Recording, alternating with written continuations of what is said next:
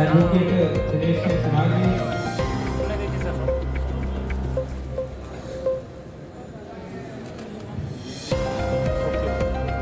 Senior advocate Krishna Kumar Malik ji,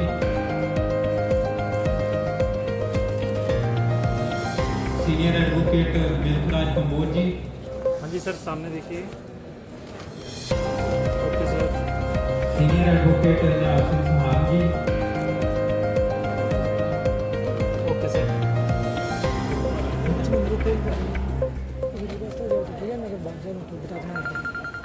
हाँ जी, सामने देखिए सर। Okay sir. मेरे को पकड़ना पड़ेगा बाबू जी सामने। ठीक है सर।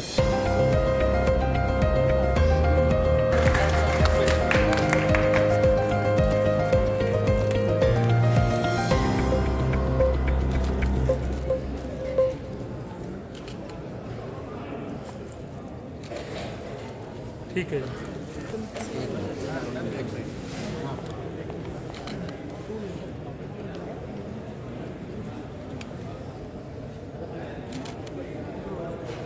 हाँ जी, ठीक है। क्या मांगे रखी गई है और किस तरीके से इनकी बात आगे तक रखी देखो, ये कभी मांगे नहीं रखते, चाय पे बुलाते हैं और हमारे से जितना योगदान होता है, मेरे से व्यक्तिगत रूप से मैंने हमेशा प्रयास किया है। पहले राज्यसभा में थे तब भी हमने पूरा सहयोग दिया और अब यहाँ से सांसद हैं तो इनको और भी अच्छी तरह से हम ध्यान रखेंगे, पूरा सहयोग करेंगे।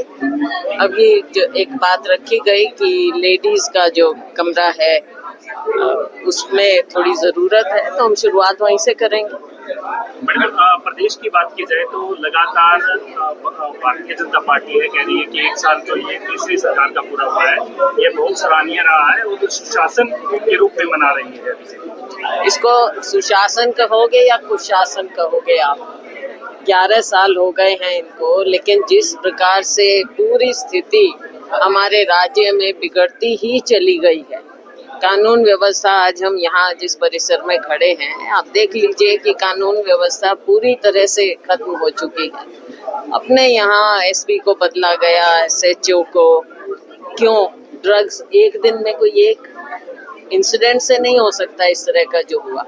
हम हर बार इस बात को उठाते रहे और आप लोगों का धन्यवाद करूंगी कि मीडिया ने भी इसमें पूरा सहयोग दिया है हमारा, हर तरह से इस बात को उठाते रहे हैं।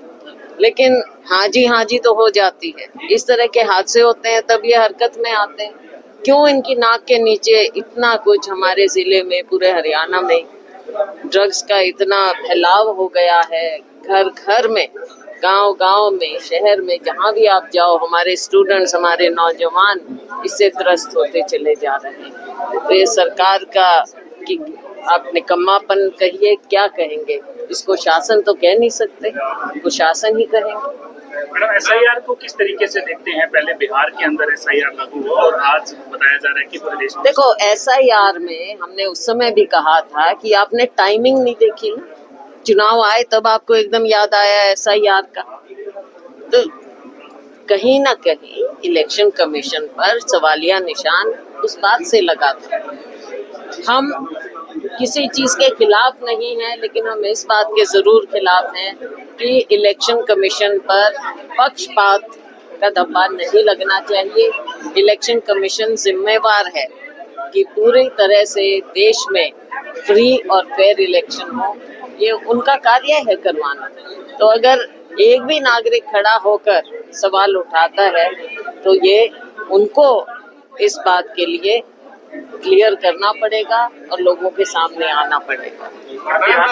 अमेरिका लगातार डिपोर्ट कर रहा है, कल परसों भी हरियाणा के खासकर युवा है वो डिपोर्ट किए गए हैं, अब क्या कहेंगे? देखो, जिस तरह से मूल, अगर हम समस्या में जाएं, मूल समस्या ये है कि यहाँ पर रोजगार की इतनी कमी है, इतना अभाव है, और फिर जैसा हम अभी बात कर रहे, नशे का इतना काम मिल नहीं रहा, तो बच्चे बेचारे बेशक डोंकी रूट है वो लेकर जाते हैं, इलीगल वहाँ पर इमिग्रेंट्स हो जाते हैं और उनको कैसे पकड़कर जो बेचारे बच्चे सब कुछ बेचकर उनके परिवारों ने उनको भेजा है, उनको भी क्रिमिनल्स की तरह ट्रीट किया जाता है और वापस भेजा जाता है।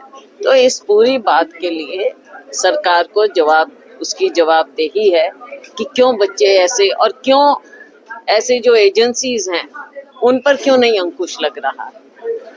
मैडम, बिहार चुनाव अपने पीक पर है, क्या मानते हैं किस तरीके के रिजल्ट रह सकते हैं और कांग्रेस कितना वहां पर काम कर रही है? कांग्रेस पूरा काम कर रही है, हमारा महागठबंधन है और सभी पार्टियां मिलकर हम विपक्ष की पार्टियां चुनाव लड़ रही हैं।